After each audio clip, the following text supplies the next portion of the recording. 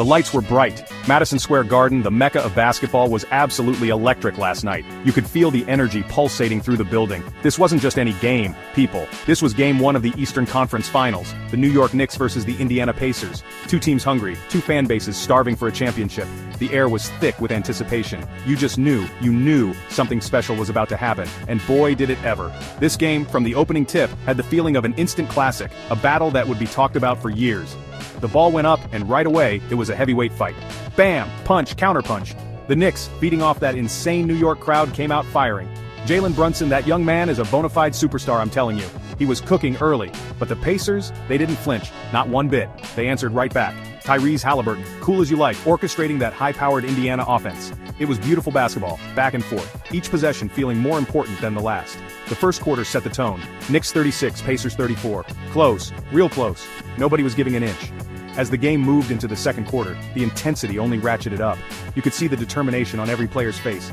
The Knicks tried to pull away, building a bit of a lead. They pushed it to 69-62 by halftime. The Garden was rocking, thinking, yeah, this is our house. But let me tell you something about these Indiana Pacers. They are resilient. They have got that fight in them. They bend, but they don't break. Rick Carlisle, their coach, he knows what he's doing. He kept his team composed, even when the momentum seemed to be shifting decisively towards the home team. The third quarter was a grind, a real slugfest.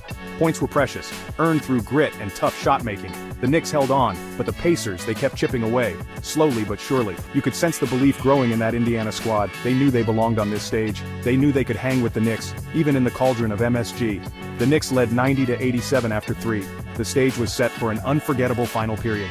Every single fan among those 19,812 in attendance knew they were witnessing something special. You could cut the tension with a knife.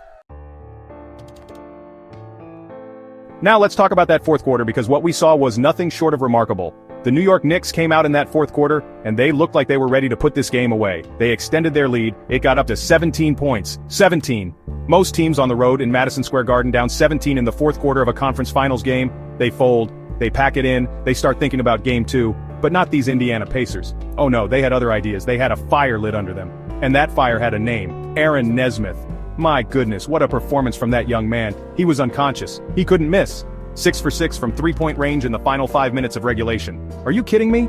He was hitting contested threes, step-back threes with a hand in his face. It was an absolute barrage.